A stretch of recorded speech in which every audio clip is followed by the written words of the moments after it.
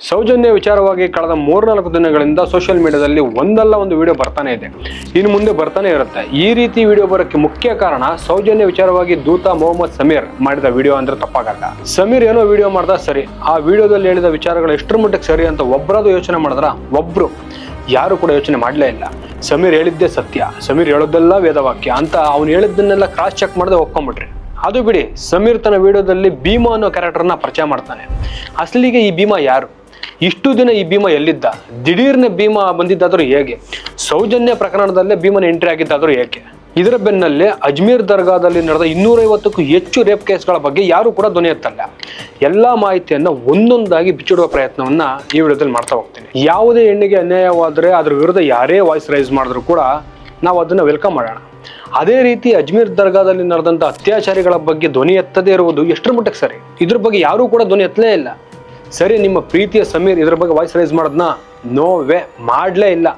ಅದೇ ಸೌಜನ್ಯ ಮ್ಯಾಟರ್ ಇಟ್ಕೊಂಡು ಧರ್ಮಸ್ಥಳವನ್ನ ಟಾರ್ಗೆಟ್ ಮಾಡಿ ಅವನನ್ನ ಫಾಲೋ ಮಾಡೋ ಹಿಂದೂಗಳು ಶ್ರೀ ಕ್ಷೇತ್ರವನ್ನ ಅವಳೇನ ಮಾಡಿದ್ರು. ಇದು ಎಷ್ಟರ ಮಟ್ಟಕ್ಕೆ ಸರಿ? ನೀವೇ ಹೇಳಿ. ಸಮೀರ್ ತನ್ನ ಹುಟ್ಟುಹಬ್ಬದ ಸಮಯದಲ್ಲಿ ಒಂದು ಪೋಸ್ಟ್ ಹಾಕ್ತಾನೆ, ಅಜ್ಮೀರ್ ದರ್ಗಾ ತುಂಬಾ ಪವಿತ್ರವಾದ ಸ್ಥಳ, ಈ ಸ್ಥಳದಲ್ಲಿ ನಾನು ಹುಟ್ಟುಹಬ್ಬ ಆಚರಣೆ ಮಾಡ್ಕೊಳ್ತಿರೋದು ನನ್ನ ಪುಣ್ಯ ಅಂತ ಹಾಕೊಂತಾನೆ.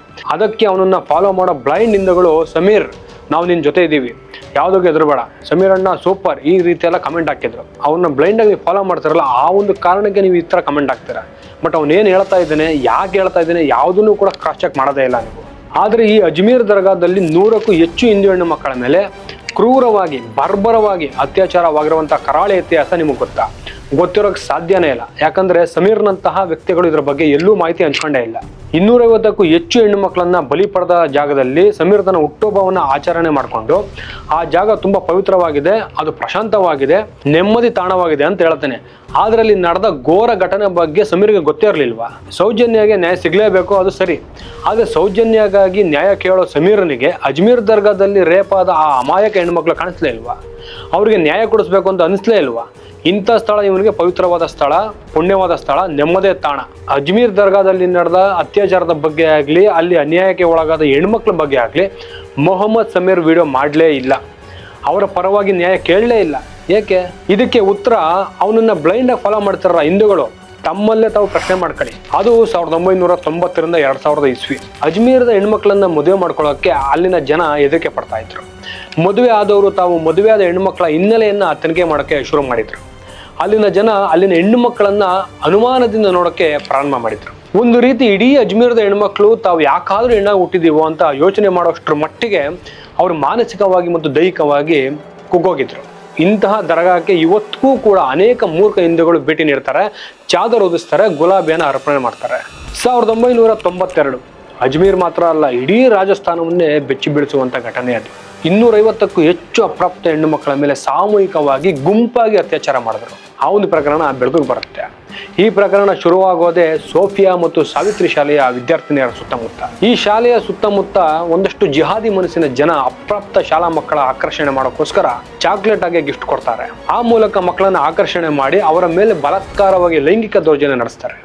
ಅತ್ಯಾಚಾರ ಮಾಡಿ ಅವರ ಖಾಸಗಿ ವಿಡಿಯೋಗಳನ್ನ ರೆಕಾರ್ಡ್ ಮಾಡಿ ಅದೇ ಖಾಸಗಿ ವಿಡಿಯೋನ ಇಟ್ಕೊಂಡು ಆ ಹುಡುಗಿಯರನ್ನ ಬ್ಲಾಕ್ ಮೇಲ್ ಮಾಡಿ ಅವರ ಸ್ನೇಹಿತರನ್ನು ಕೂಡ ಈ ಜಾಲಕ್ಕೆ ಸೇರಿಸಿ ಅಂತ ಹೇಳ್ತಾರೆ. ವಿಧಿ ಇಲ್ಲದೆ ಆ ಹೆಣ್ಮಕ್ಳು ಈ ಒಂದು ಜಾಲದಲ್ಲಿ ಸಿಕ್ಕಾಕೊಂಡು ಹೇಳ್ದಂಗೆ ಕೆಳಗೊಂಡು ಬಿದ್ದಿರ್ತಾರೆ. ಈ ಒಂದು ಪ್ರಕರಣದ ಮುಖ್ಯ ರೂವಾರಿ ಯಾರಂದ್ರೆ ಚಿಸ್ತಿ ಕದೀಮ ಕುಟುಂಬ. ಈ ಒಂದು ಕುಟುಂಬಕ್ಕೆ ರಾಜಕೀಯ ಬೆಂಬಲ ಬೇರೆ ಇರುತ್ತೆ. ಆದ್ರೆ ಕೊನೆಗೆ ಈ ಒಂದು ಪ್ರಕರಣ ಪತ್ರಕರ್ತರ ಮೂಲಕ ಬೆಳಕಿಗೆ ಬರುತ್ತೆ. ಇನ್ನು 1998 ಈ ಒಂದು ಪ್ರಕರಣಕ್ಕೆ ಸಂಬಂಧಿಸಿದ 18 ಜನ ಆರೋಪಿಗಳನ್ನ ಕೋರ್ಟ್ ಶಿಕ್ಷೆಗೆ ಒಳಪಡಿಸುತ್ತೆ. ಆ 18 ಜನರಲ್ಲಿ 8 ಜನರಿಗೆ ಜೀವಾವಧಿ ಶಿಕ್ಷೆ ಕೊಡುತ್ತೆ. ಆ 8ರಲ್ಲಿ 4ರನ್ನ ಬಿಡುಗಡೆ ಮಾಡ್ತಾರೆ. ಇನ್ನು 4 ಜನಕ್ಕೆ 10 ವರ್ಷಗಳ ಕಾಲ ಜೈಲು ಶಿಕ್ಷೆ ಕೊಡ್ತಾರೆ. ಇನ್ನು 2024ರಲ್ಲಿ 6 ಜನರನ್ನ ಗಲ್ಗಾಕುತ್ತೆ ಕೋರ್ಟ್. ಆದ್ರೆ ಈ ಪ್ರಕರಣದಲ್ಲಿ ಮುಖ್ಯ ರೂವಾರಿ ಆದಂತಹ ಫಾರೂಕ್ ಚಿಸ್ತಿಯನ್ನ 2007ರಲ್ಲಿ ನ್ಯಾಯಾಲಯ ಜೀವಾವಧಿ ಶಿಕ್ಷೆ ಕಳಿಸ್ತಾರೆ. ಆದ್ರೆ 2013ರಲ್ಲಿ ಅವನ್ನ ಬಿಡುಗಡೆ ಮಾಡ್ತಾರೆ. ಕಾರಣ ಏನು ಗೊತ್ತಾ? ಅವನು ಮಾನಸಿಕ ಅಸ್ವಸ್ಥ ಅನ್ನುವ ಕಾರಣ ಕೊಟ್ಟು ಅವನ್ನ ಬಿಡುಗಡೆ ಮಾಡ್ತಾರೆ. ಇನ್ನು ಈ ಘಟನೆಯ ಇನ್ನೊಬ್ಬ ಪ್ರಮುಖ ಆರೋಪಿ 32 ವರ್ಷ ಆದ್ರೂ ಪೊಲೀಸ್ ಕೈ ಸಿಕ್ಕಿಲ್ವಂತೆ. ಅದರಲ್ಲಿ ನಿಜವಾಗ್ಲೂ ಶಿಕ್ಷೆ ಅನುಭವಿಸಿದ್ದು ಯಾರು ಗೊತ್ತಾ? ಯಾರು ಅತ್ಯಾಚಾರಕ್ಕೆ ಒಳಗಾದ್ರೂ ಆ ಹೆಣ್ಮಕ್ಳು ನಿಜವಾಗ್ಲೂ ನರಕಯಾತನೆಯನ್ನು ಅನುಭವಿಸಿದ್ದು. ಈ ನೊಂದ ಹೆಣ್ಣು ಮಕ್ಕಳಿಗೆ ನ್ಯಾಯ ಕೊಡ್ಸೋರು ಯಾರು? ಸಮೀರ್ನ ಬ್ಲೈಂಡ್ ಆಗಿ ಫಾಲೋ ಮಾಡ್ತಿರಲ್ಲ, ಇದಕ್ಕೆ ನಿಮ್ಮ ಹತ್ರ ಉತ್ತರ ಇದೆಯಾ? ಈ ಹೆಣ್ಣು ಮಕ್ಕಳು ನ್ಯಾಯಕ್ಕೆ ಅರ್ಹರಲ್ವೇ? ಇಂತಹ ಕ್ರೂರ ಘಟನೆಯನ್ನ ಸಮರ್ಥನೆ ಮಾಡ್ಕೊಳ್ಳೋಂತ ಸಮೀರ್ ಸೌಜನ್ಯಗೆ ನ್ಯಾಯ ಕೊಡ್ಸಕ್ ಸಾಧ್ಯನಾ? ಖಂಡಿತ ಸಾಧ್ಯ ಇಲ್ಲ. ಅದು ಕೇವಲ ತಾನು ಸೆಲೆಬ್ರಿಟಿ ಆಗ್ಬೇಕು ಅನ್ನೋ ಒಂದು ಸ್ಟೆಂಟ್ ಅಷ್ಟೇ. ಈ ಕ್ರೂರ ಕೃತ್ಯದಿಂದ ನೊಂದಂತ ಅನೇಕ ಹೆಣ್ಮಕ್ಳು 1997ರಲ್ಲಿ ಆತ್ಮಹತ್ಯೆ ಮಾಡ್ಕೊಂತಾರೆ. ಇನ್ನು ಕೆಲವರು ಅವರ ಬೆದರಿಕೆಗೆ ಎದುರಿ ಕೋರ್ಟ್ನಿಂದ ದೂರ ಉಳಿತಾರೆ. ಆದ್ರೆ ಧೈರ್ಯ ಮಾಡಿ 2-3 ಜನ ಹೆಣ್ಮಕ್ಳು ಇವ್ರ ವಿರುದ್ಧ ಕೋರ್ಟ್ ಮೆಟ್ಲು ಏರ್ತಾರೆ. ಆದ್ರೆ ಅವ್ರಿಗೆ ಇವತ್ತರೆಗೂ ನ್ಯಾಯ ಸಿಗ್ಲೇ ಇಲ್ಲ. ನ್ಯಾಯ ಸಿಗೋದ್ರಲ್ಲಿ ಸಾಮಾಜಿಕ ಬೆಂಬಲ ಕೂಡ ಸಿಗ್ಲಿಲ್ಲ ಅವ್ರಿಗೆ. 2024 ಅಜ್ಮೀರ್ ದರ್ಗಾದಲ್ಲಿ ನಡೆದಂತ ಸೇಮ್ ಟು ಸೇಮ್ ಇನ್ಸಿಡೆಂಟ್ ಒಂದು ಬೆಳಕಿಗೆ ಬರುತ್ತೆ. 1992ರಲ್ಲಿ ಚಾಕ್ಲೇಟ್ ಮತ್ತೆ ಗಿಫ್ಟ್ ನ ತೋರಿಸಿ ಅಪ್ರಾಪ್ತ ಹೆಣ್ಮಕ್ಳರ ಮೇಲೆ ಅತ್ಯಾಚಾರ ಮಾಡ್ತಾ ಇದ್ರು. ಆದ್ರೆ ಇವಾಗ ಸೋಷಿಯಲ್ ಮೀಡಿಯಾ ಯುಗ ಅಲ್ವಾ? ಇನ್ಸ್ಟಾಗ್ರಾಮು, ಫೇಸ್ಬುಕ್ ಅಂತ ಸಾಮಾಜಿಕ ಜಾಲತಾಣವನ್ನ ಬಳಸ್ಕೊಂಡು ಹೆಣ್ಮಕ್ಳನ್ನ ಟಾರ್ಗೆಟ್ ಮಾಡಿ ಅವ್ರನ್ನ ಅತ್ಯಾಚಾರಕ್ಕೆ ಒಳಪಡಿಸ್ತಿದ್ದಾರೆ. ಫೆಬ್ರವರಿ 17, 2025 ರಾಜಸ್ಥಾನದ ಬಿವಾರ್ನಲ್ಲಿ ನಡೆದಂತ ಘಟನೆ. ಮನೆಯವರಿಗೆ ತನ್ನ ಮಗಳ ಮೇಲೆ ಅನುಮಾನ ಹುಟ್ಟಿಸುವಂತ ರೀತಿಯಲ್ಲಿ ಒಂದು ಮೊಬೈಲ್ ಸಿಗುತ್ತೆ. ಆ ಫೋನ್ ನಲ್ಲಿ ಇದ್ದಂತ ಒಂದು ನಂಬರ್ಗೆ ಮನೆಯವರೆಲ್ಲ ಫೋನ್ ಮಾಡ್ತಾರೆ. 10 ಕಡೆಯಿಂದ ರಿಸೀವ್ ಮಾಡಿದಂತ ಒಬ್ಬ ಮುಸಲ್ಮಾನ್ ವ್ಯಕ್ತಿ ಆ ಹುಡುಗಿನೇ ಫೋನ್ ಮಾಡಿದ್ದು ಅಂತ ತಿಳ್ಕೊಂಡು ಎರ್ರಾಬ್ರಿ ಬೈದಾಕ್ಬಿಡ್ತಾನೆ. ಕೂಡ್ಲೆ ಮನೆಯವರೆಲ್ಲ ಏನ್ ಮಾಡ್ತಾರೆ ಅಂದ್ರೆ ಸೀದಾ ಪೊಲೀಸ್ ಸ್ಟೇಷನ್ಗೆ ಹೋಗಿ ಆ ಹುಡುಗನ ಮೇಲೆ ಕಂಪ್ಲೇಂಟ್ ಕೊಡ್ತಾರೆ. ಪೊಲೀಸರು ಈ ಮ್ಯಾಟರ್ನ ತುಂಬಾ ಸೀರಿಯಸ್ ಆಗಿ ತಗೊಂಡು ಆ ವ್ಯಕ್ತಿಯನ್ನು ಅರೆಸ್ಟ್ ಮಾಡ್ತಾರೆ. ಅವನನ್ನ ವಿಚಾರಣೆಗೆ ಒಳಪಡಿಸ್ತಾರೆ.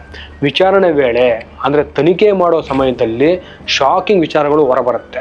ಅದೇನಂದ್ರೆ ಈ ಹುಡುಗರ ಮುಖ್ಯ ಕೆಲಸನೇ ಹೈಸ್ಕೂಲ್ ಹುಡುಗರನ್ನ ಟಾರ್ಗೆಟ್ ಮಾಡುವಂಥದ್ದು. ಅವ್ರನ್ನ ಟಾರ್ಗೆಟ್ ಮಾಡಿ ಇಸ್ಲಾಂಗೆ ಮತಾಂತರ ಆಗಿ ಅಂತ ಹೇಳ್ತಾರೆ. ಅವ್ರ ಬಾಯಲ್ಲಿ ಕಲ್ಮ ಓದಿಸ್ತಾರೆ, ರೋಜಾ ಮಾಡುವಂತೆ ಈ ಚಿತ್ರಹಿಂಸೆ ಕೊಡ್ತಾರೆ.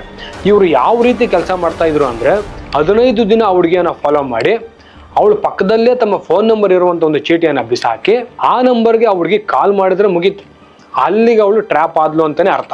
ನಂತರ ತಮ್ಗೆ ಇಷ್ಟ ಆಗೋ ಜಾಗಕ್ಕೆ ಆ ಹುಡುಗಿನ ಕರೆಸ್ಕೊಂಡು ಅವಳ ಮೇಲೆ ಲೈಂಗಿಕ ಹಲ್ಲೆ ಮಾಡ್ತಾರೆ. ಆ ಹುಡುಗಿ ಜೊತೆ ನಡೆಸಿದ ಲೈಂಗಿಕ ಹಲ್ಲೆಯ ಫೋಟೋ ಚಿತ್ರಗಳನ್ನ ಇಟ್ಕೊಂಡು ಅವಳನ್ನ ಬ್ಲ್ಯಾಕ್ ಮೇಲ್ ಮಾಡಿ ಮತ್ತೆ ಹೇಳ್ತಾರೆ, ನಿನ್ನ ಫ್ರೆಂಡ್ಸ್ಗಳನ್ನ ನಮಗೆ ಪರಿಚಯ ಮಾಡು, ಇಲ್ಲಾಂದ್ರೆ ನಿನ್ನ ವಿಡಿಯೋಗಳನ್ನೆಲ್ಲ ನಾನು ಬೇರೆ ಕಡೆ ಅಪ್ಲೋಡ್ ಮಾಡಿ ನೀನ್ ಇಡೀ ಕ್ಯಾರೆಕ್ಟರ್ನ ವ್ಯಾನಿಷ್ ಮಾಡ್ತೀನಿ ಅಂತ ಹೇಳ್ತಾರೆ. ಆ ಹುಡುಗಿರನ್ನೆಲ್ಲ ಪರಿಚಯ ಮಾಡ್ಕೊಂಡು ಇವ್ರನ್ನ ಧಾರ್ಮಿಕ ಮತಾಂತರ ಮಾಡೋದು ಇವ್ರ ಮುಖ್ಯ ಉದ್ದೇಶ ಆಗಿರುತ್ತೆ. ವಿಚಾರಣೆ ವೇಳೆ ಇನ್ನಷ್ಟು ವಿಚಾರಗಳು ಬೆಳಕಿಗೆ ಬರುತ್ತೆ. ಅದೇನು ಗೊತ್ತಾ, ಒಂದು ವೇಳೆ ಹುಡುಗಿ ಏನಾದ್ರು ಬ್ರಾಹ್ಮಣ ಸಮುದಾಯಕ್ಕೆ ಸೇರಿದ್ರೆ ಅವಳ ರೇಟ್ 20 ಲಕ್ಷ. ಆ ಬ್ರಾಹ್ಮಣ ಸಮುದಾಯಕ್ಕಿಂತ ಕೆಳಗಡೆ ಏನಾದ್ರು ಇದ್ರೆ ಆ ಹುಡುಗಿ ರೇಟು 10 ಲಕ್ಷ. ಈ ಒಂದು ವಿಚಾರನ ಕೇಳ್ತಾ ಇದ್ರೆ ಇದೊಂದು ಹೆಣ್ಣು ಮಕ್ಕಳ ಮಾರಾಟ ಜಾಲ ಅನ್ನೋದ್ರಲ್ಲಿ ಅನುಮಾನನೇ ಇಲ್ಲ. ಇಂತಹ ಪ್ರಕರಣಗಳು ನಡೆದಿದ್ರೂ ಸಹ ಸಮೀರ್ ಅಂಡ್ ಟೀಮ್ ಯಾವುದೇ ರೀತಿ ವಿಡಿಯೋ ಮಾಡಲ್ಲ, ಯಾವುದೇ ರೀತಿ ಮಾಹಿತಿ ಎಲ್ಲೂ ಕೂಡ ಹಂಚ್ಕೊಳ್ಳಲ್ಲ. ಇಲ್ಲಿ ವಿಷಯ ಇಷ್ಟೇ, ಸೌಜನ್ಯ ಆಗಲಿ ಶ್ರದ್ಧಾ ವಾಕರ್ ಅವರ ಬಗ್ಗೆ ಆಗಲಿ ಸವಿಸ್ತರವಾಗಿ ಹೇಳದಂತ ಸಮೀರನಿಗೆ ಅಜ್ಮೀರದಲ್ಲಿ ನಡೆದಂತ 250ಕ್ಕೂ ಹೆಚ್ಚು ಹೆಣ್ಣು ಮಕ್ಕಳ ಮೇಲೆ ಆದಂತಹ ಅತ್ಯಾಚಾರದ ಪ್ರಕರಣ ಕಾಣಿಸ್ಲೇ ಇಲ್ವಾ? ಕಾಣಿಸಿದ್ರು ಕೂಡ ಅದು ಪವಿತ್ರವಾದ ಸ್ಥಳ, ಅಲ್ಲಿ ಏನೇ ಆದ್ರೂ ಕೂಡ ಪವಿತ್ರವಾಗಿರುತ್ತೆ ಅನ್ನೋ ಮನಸ್ಥಿತಿಲಿ ಸಮೀರ್ ಇದ್ನ. ಇದಕ್ಕೆ ಉತ್ತರ ಅವನನ್ನ ಬ್ಲೈಂಡ್ ಆಗಿ ಫಾಲೋ ಮಾಡುವಂತ ಸೆಕ್ಯುಲರ್ ಹಿಂದೂಗಳು ನಿಮಗ್ ಗೊತ್ತಿರಬೇಕು. ಸಮೀರ್ ತನ್ನ ವಿಡಿಯೋದಲ್ಲಿ ಭೀಮಾ ಅನ್ನೋ ಒಂದು ಕ್ಯಾರೆಕ್ಟರ್ ಬಗ್ಗೆ ಉಲ್ಲೇಖ ಮಾಡ್ತಾನೆ. ಆದ್ರೆ ಇಲ್ಲಿ ಪ್ರಶ್ನೆ ಹುಟ್ಟದ್ದೇನು ಗೊತ್ತಾ, 13 ವರ್ಷಗಳಿಂದ ಸೌಜನ್ಯ ಪ್ರಕರಣದ ಬಗ್ಗೆ ಮತ್ತು ಸೌಜನ್ಯ ಪರವಾಗಿ ಹೋರಾಟ ಮಾಡುವಂತವ್ರಿಗೆ ಈ ಭೀಮನ ಬಗ್ಗೆ ಎಲ್ಲೂ ಕೂಡ ಮಾಹಿತಿ ಇರಲಿಲ್ವಾ? ಸೌಜನ್ಯ ಪರವಾಗಿ ಸಮೀರ್ ಹಿಂದೆ 2 ವಿಡಿಯೋ ಮಾಡಿದ್ದ. ಆ ವಿಡಿಯೋದಲ್ಲಿ ಎಲ್ಲೂ ಕೂಡ ಭೀಮನ ಕ್ಯಾರೆಕ್ಟರ್ ಬಗ್ಗೆ ಆಗಲಿ ಭೀಮನ ವ್ಯಕ್ತಿತ್ವದ ಬಗ್ಗೆ ಆಗಲಿ ಎಲ್ಲೂ ಕೂಡ ಹೇಳಲಿಲ್ಲ. ಇನ್ನು ಸಮೀರ್ ಮಾಡಿದಂಥ ಸಾಕ್ಷಿನಾಶ ಅನ್ನೋ ಒಂದು ವಿಡಿಯೋದಲ್ಲೂ ಕೂಡ ಜೀವಂತ ಸಾಕ್ಷಿಯಾದಂತಹ ಭೀಮನ ಬಗ್ಗೆ ಎಲ್ಲೂ ಕೂಡ ಉಲ್ಲೇಖ ಮಾಡಲಿಲ್ಲ. ಯಾಕೆ? ಒಂದು ವೇಳೆ ಮಾಹಿತಿ ಕೊಟ್ಟಿದ್ದಿದ್ರೆ ಭೀಮನನ್ನು ಎಲ್ಲಿ ಕೊಲೆ ಮಾಡ್ಬಿಡೋರು ಅನ್ನೋ ಭಯ ಇತ್ತು ಅಂತಾನೆ ಇಟ್ಕೊಳ್ಳೋಣ. ಆದ್ರೆ ಇವಾಗ ಏಕೆ ಭೀಮ ಸಡನ್ ಆಗಿ ಎಂಟ್ರಿ ಆದ ಈ ಒಂದು ಪ್ರಕರಣದಲ್ಲಿ ಅನ್ನೋ ಪ್ರಶ್ನೆ ಹುಟ್ಟೋದು ಸಹಜ ಅಲ್ವಾ? ಇನ್ನು ಸಮೀರ್ ಅಂಡ್ ಟೀಮ್ ಅವರೇ ಹೇಳೋ ಹಾಗೆ ಯಾವುದೇ ಸಾಕ್ಷಿ ಸಿಕ್ಕಿದ್ರು ಕೂಡ ಧರ್ಮಸ್ಥಳದ ದೊಡ್ಡವರು ಅವ್ರನ್ನ ಟಾರ್ಗೆಟ್ ಮಾಡಿ, ಅಂದ್ರೆ ಸಾಕ್ಷಿಯನ್ನ ಟಾರ್ಗೆಟ್ ಮಾಡಿ ಅವ್ರನ್ನ ಕೊಲೆ ಮಾಡ್ಬಿಡ್ತಾ ಇದ್ರು ಅಥವಾ ಅವ್ರನ್ನ ಮುಗಿಸೇ ಬಿಡ್ತಿದ್ರು ಅಂತ ಹೇಳ್ತಾರೆ.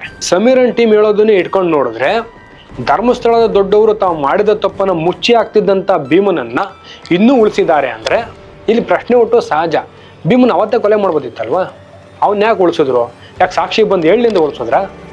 ಸ್ವಲ್ಪ ಆಲೋಚನೆ ಮಾಡಿ ನೋಡಿ. ಇನ್ನು ಯಾರು ಏನನ್ನೋ ಹೇಳ್ತಾರೆ ಅನ್ನೋದನ್ನ ಬ್ಲೈಂಡ್ ಆಗಿ ನಂಬಕ್ ಹೋಗ್ಬೇಡಿ.